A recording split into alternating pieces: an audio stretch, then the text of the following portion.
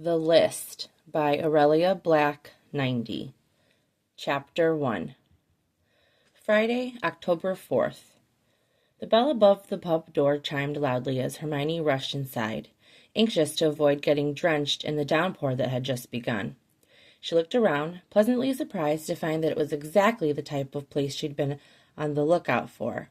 She'd been wandering the little village for upwards of an hour, taking in the shops and enjoying the autumn chill that swept the newly turning leaves along the street and left the tips of her fingers tingling. The breeze had been refreshing at first, but now that her toes were beginning to go numb, she was ready to be inside and out of the cold. Hermione knew instantly that she could easily whittle away the hours in such a cozy, eclectic little pub. With its tall ceilings, bay windows, an array of comfortable armchairs, and old wooden tables. She guessed that it must be one of the many historic public houses that were scattered throughout the Cotswolds. She realized suddenly that she could spend hours here if she wanted to. Why shouldn't she? She had nowhere to be, nothing in particular to accomplish. The pub was deliciously warm, with a large fire in the hearth and the smell of a freshly baked apple pie coming from the kitchen. She shed her coat and took a look at the other patrons. An elderly woman knitting in an armchair by the fire, a businessman about her age sitting at the bar, sipping a glass of whiskey and reading the paper, a college student hunched over her books, furiously taking notes. There were a handful of people occupying the tables, eating a late lunch or working on their laptops. The waitress that stood behind the bar wrapping silverware glanced up at her as she made her way to a cozy window seat with a view of the town square. "Be right with you, ma'am." Hermione nodded and sunk into the leather chair, watching as the rain hammered against the window. She sighed deeply and forced her racing mind to still for what felt like the thousandth time that day. The truth was that she simply was not used to being on holiday.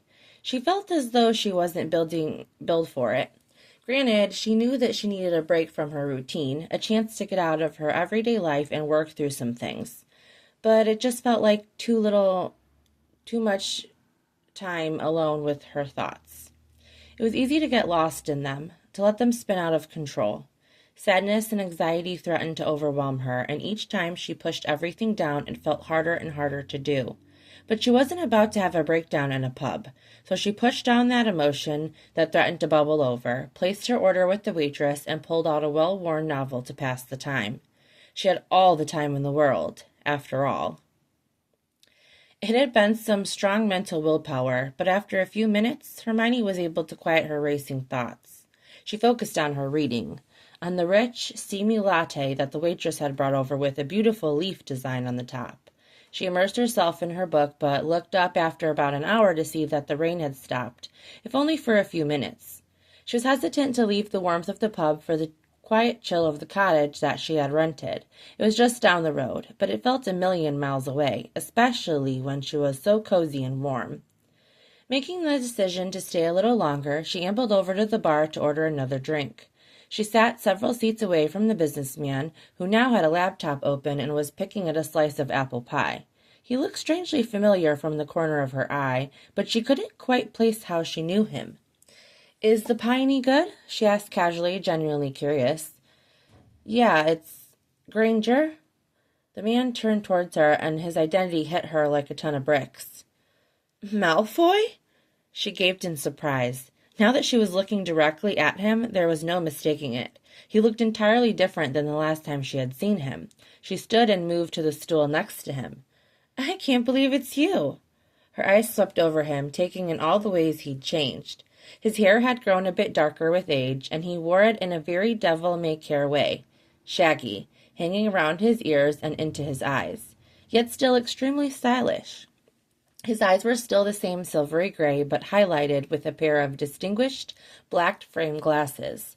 He had always been tall and a bit gangly, all sharp angles and aggressive expressions, but now he had soft smile lines around his mouth and two day-old scruff across his chin that suited him. This was no longer the same boy that she'd known over a decade ago. Her eyes scanned down his body, impressed with what she saw. His shoulders were broad, and she could see the way his muscles rippled beneath the plaid button-down he wore. He had his cuffs rolled up to the elbow, with both forearms covered in tattoos. He wore a pair of dark jeans and a waterproof boots. a raincoat jacket draped over the back of his chair. To say that he had aged well would have been putting it mildly. A muggle outfit, an expensive muggle watch on his wrist, sitting in a muggle pub, working on a muggle laptop. She almost couldn't believe her eyes. Ahem. My eyes are up here, Granger, Draco commented dryly, and she quickly looked up, embarrassed at having been caught giving him a once-over. She thanked the universe that she had worn a cute outfit and makeup that day. If she had run into Malfoy wearing old sweats, sporting red-rimmed eyes, she could never have forgiven herself. Oh, don't stop on my account, Granger. Please do continue checking me out to your heart's content. She sputtered, and he laughed. His eyes sparkled delightedly, and really, had he always had such a wonderful laugh? Malfoy, She waved her hands, trying to come up with something to say. Anything, to save her from the utter embarrassment that she was currently experiencing. She spluttered and couldn't even manage to close her mouth, which was still hanging open. My God, I rendered the great Hermione Granger speechless? Now that is a compliment. He laughed, and she could feel her cheeks grow hot. Unfortunately for her, the waitress chose that moment to return to the bar and ask her what she wanted. Hermione simply stared at the waitress, her brain completely short-circuiting, and an awkwardly long pause stretched out between them. We'll both have a glass of Glenfiddich. And she'll have a piece of apple pie, please. Put it on my tab. Thanks, Emma. The waitress, Emma, raised her eyebrows at the pair of them, but smiled and went to work pouring their drinks. Hermione turned back to him and gave him an awkward grin. Thanks for that. I'm just completely shocked to see you here. Malfoy merely took a bite of the pie and nodded. Well, I live just down the street, so it really should be me that's shocked to see you here. Wait, you live here? Also, you're working on a laptop.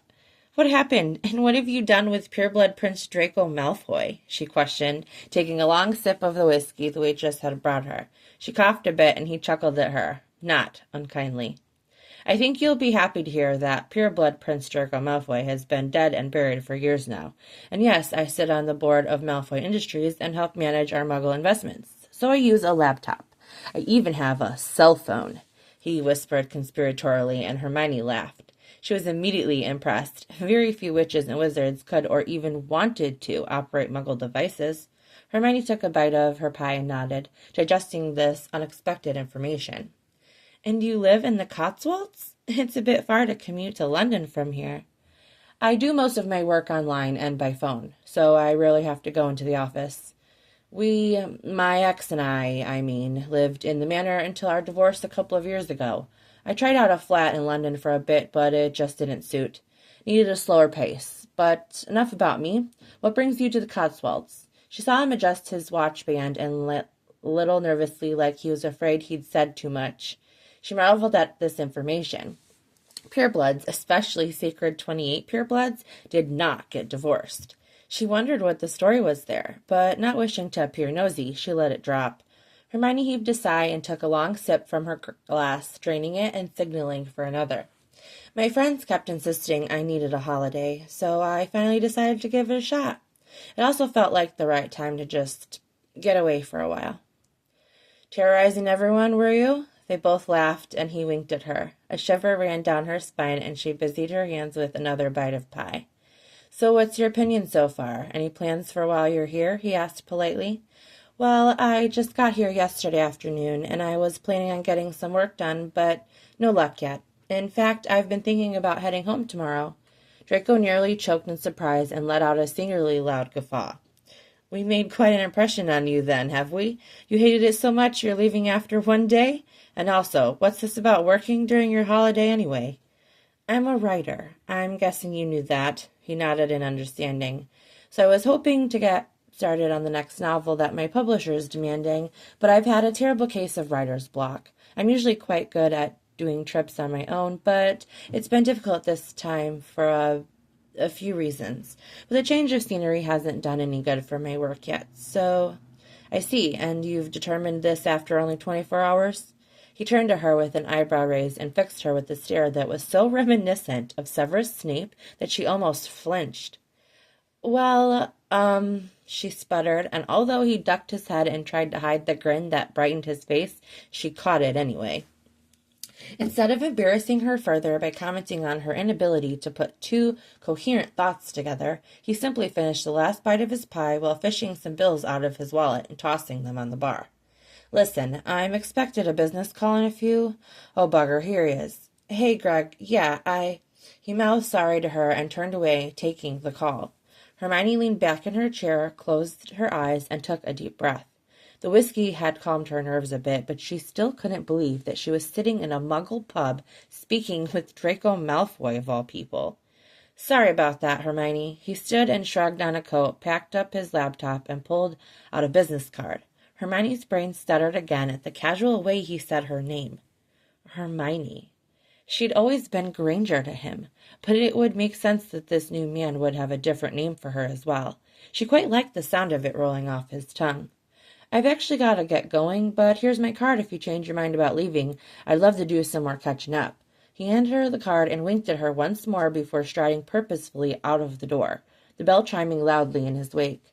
She looked down at the Muggle business card, which had a cell phone as well as an email address. Still reeling from the experience, she drained her whiskey and ordered another before returning to her chair by the window. Afternoon slid into evening, and her book sat forgotten on the little table beside her. She listened to the chatter of the other patrons as the pub grew busy and watched the passer-by hurrying along to get out of the rain, all the while trying to reconcile the man she had just met with the boy that she hadn't seen in over 13 years. Eventually, she grew tired, and she forced herself to trope back into the cold. She walked briskly through the town and down the road to the quaint little cottage she was supposed to be inhabiting over the next several months. She lit a fire in the hearth, slid on her favorite pair of flannel pajamas, and curled up on the couch. Normally, she would spend her evening reading, or watching the telly, or chatting with a friend on the phone, but none of those things even occurred to her. Instead, she sat and watched the flames and listened to the patter of rain until the early hours of the morning, her mind filled with the echoes of her past.